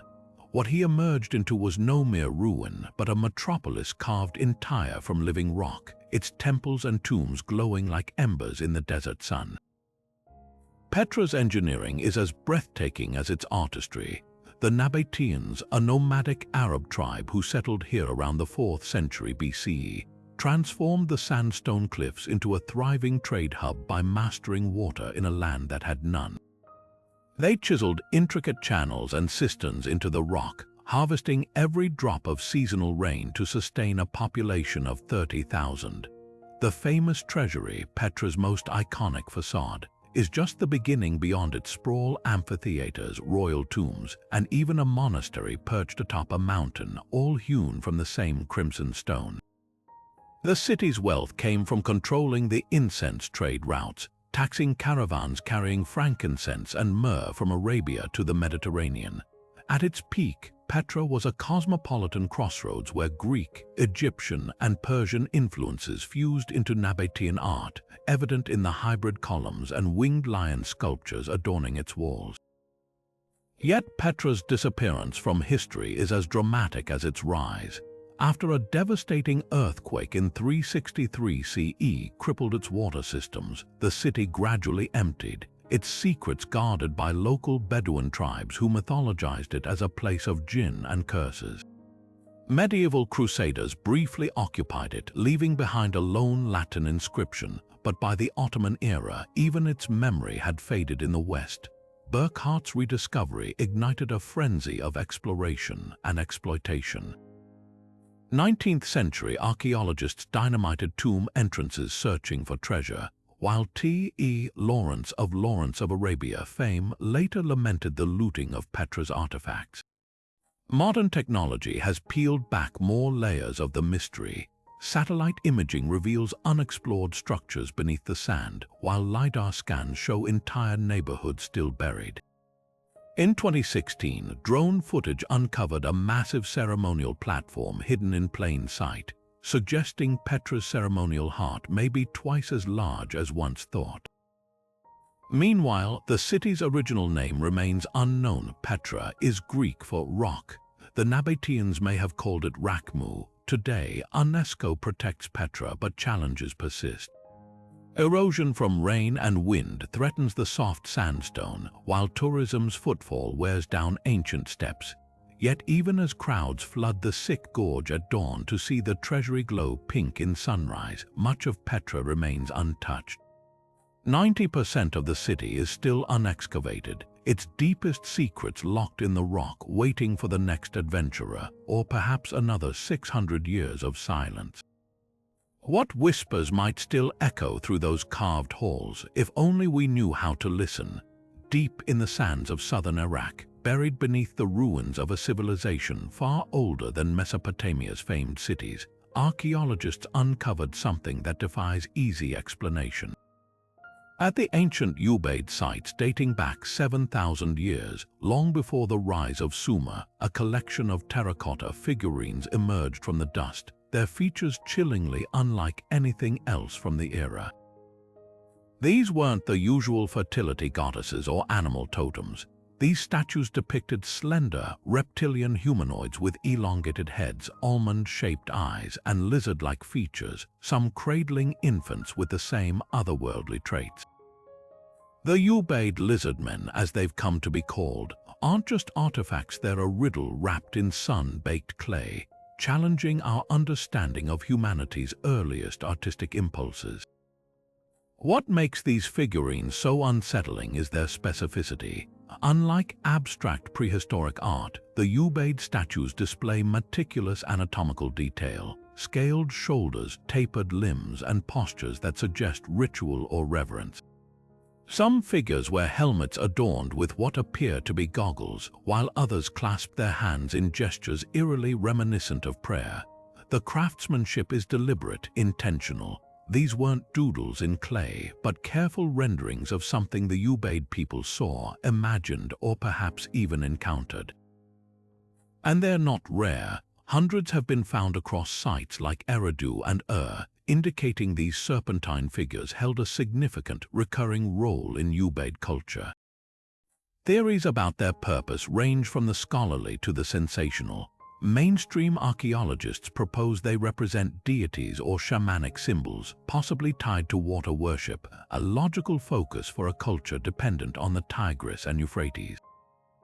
The lizard, a creature linked to regeneration in many ancient cultures, might symbolize rebirth or the fertile mud of the rivers.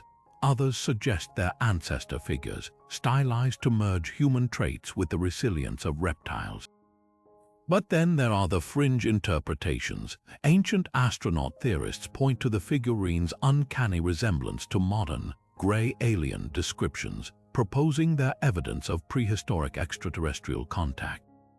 Local folklore adds fuel to the fire. Babylonian myths speak of the Apkallu, 7 wise beings described as part fish or reptile, who supposedly taught humanity the arts of civilization.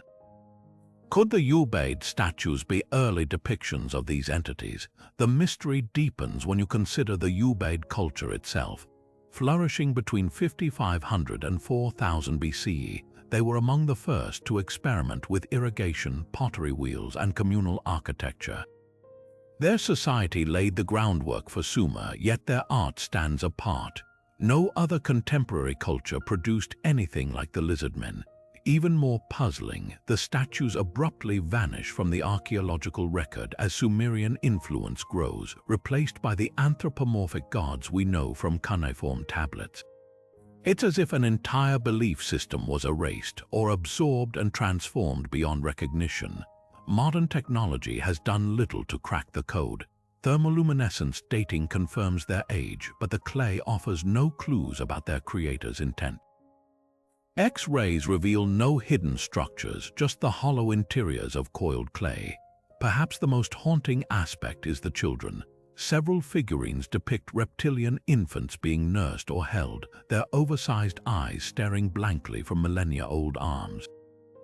Were these teaching tools representations of hybrid beings, or simply the Ubaid's way of grappling with the unknown, projecting their fears and hopes onto forms as old as the swamps themselves? The Ubaid lizardmen resist easy answers, and that's precisely their power. They force us to confront how little we understand about the minds of our deepest ancestors. These statues aren't just art, they're fragments of a lost narrative, one where the line between metaphor and memory blurs. Every slitted eye, every scaled torso whispers the same challenge: history isn't a tidy story. It's a puzzle with pieces we're still learning to see. In the rolling hills of Visoko, a small town just outside Bosnia's capital, a geological formation sat quietly for centuries until one man's explosive claim turned it into the center of a global controversy.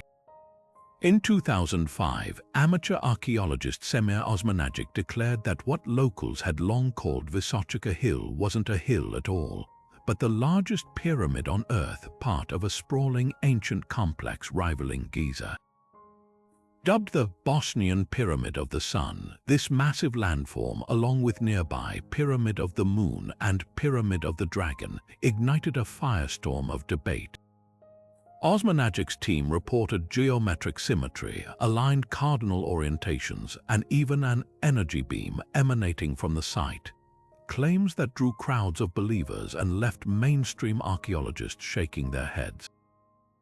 The evidence at first glance seemed compelling. Satellite imagery revealed what appeared to be 4 triangular sides meeting at a peak, while ground-penetrating radar detected underground tunnels and anomalous concrete-like blocks. Osmanagic argued these were man-made structures dating back 12,000 years, built by a lost civilization with advanced technology. Volunteers flocked to excavate, unearthing smooth stone slabs and strange artifacts, while New Age enthusiasts praised the site's alleged healing vibrations. The media frenzy reached its peak when a 2008 documentary showcased thermal imaging that appeared to show uniform heat distribution, supposed proof of hidden chambers. But the scientific community wasn't convinced. Geologists from across Europe analyzed the formations and delivered a unanimous verdict. Vysotscha is a natural geologic phenomenon known as a flatiron, a common result of sedimentary layers eroding at different rates. The tunnels were likely ancient mining shafts from medieval or Roman times, and the concrete blocks turned out to be conglomerate rock, a naturally occurring material. The European Association of Archaeologists condemned the project as a cruel hoax, accusing Osmanagic of cherry-picking data and ignoring basic geological principles. Even Bosnia's government grew wary, withdrawing funding after UNESCO refused to endorse the excavations. What makes the Bosnian pyramid saga so fascinating isn't just the clash between fringe theories and mainstream science. It's what it reveals about our hunger for lost histories. Pyramid claims tap into a deep cultural allure, the idea that forgotten civilizations possessed knowledge surpassing our own. For locals, the controversy brought tourism and economic hope, transforming Vysotscha from a post-war footnote into a pilgrimage site. Yet the debate also highlights the dangers of pseudoscience, how easily enthusiasm can outpace evidence, and how quickly the line between exploration and exploitation blurs when money and mysticism mix. Archaeology, at its core, is a discipline of patience and proof. The Bosnian pyramids remind us that extraordinary claims demand extraordinary evidence, and that sometimes the most captivating stories are the ones we want to believe, even when the stones themselves tell a different tale. Whether natural wonder or manufactured myth, Vysotscha stands as a monument to humanity's endless quest for meaning and the risks of seeing patterns where none may exist. From ancient computers buried beneath the sea to lost cities hidden in desert sands, these 30 discoveries prove one thing beyond doubt: history is far stranger, far richer than any textbook could contain. Each artifact we've uncovered wasn't just a relic, it was a key turning locks we didn't even know existed. The Antikythera Mechanism rewrote our understanding of ancient technology. The Dead Sea Scrolls peeled back layers of religious history, and Göbekli Tepe shattered the timeline of human achievement, proving civilization's roots run deeper than we ever imagined. But here's the exhilarating truth: these are just the fragments we've stumbled upon. For every Rosetta Stone decoded, there's a Voynich Manuscript still taunting us. For every tomb like Tutankhamun's, there are pyramids like Bosnia's, sparking debates that blur the line between myth and geology. Think of all the Earth still untouched, uncharted caves, ocean trenches, jungles swallowing entire cities. What else waits beneath our feet or behind museum glass, mislabeled or misunderstood? The Piri Reis map hints at lost navigational knowledge. The Baghdad Battery whispers of forgotten science. And the Copper Scroll's treasure, it might still lie buried, a king's ransom turned to dust. These aren't just puzzles of the past, they're invitations. Every generation has its chance to lift another veil, to hear the voices our ancestors left encoded in stone, ink, and clay. So tell us which of these mysteries grips you the most: the eerie precision of Sacsayhuaman's walls, the haunting gaze of the Olmec heads, or the enigma of the Rosetta Stones, daring us to consider the unthinkable. Share your favorites below, and if you're hungry for more deep dives into history's shadowy corners, hit that subscribe button, because the past isn't finished speaking yet, and the next great discovery, it might just be waiting for someone like you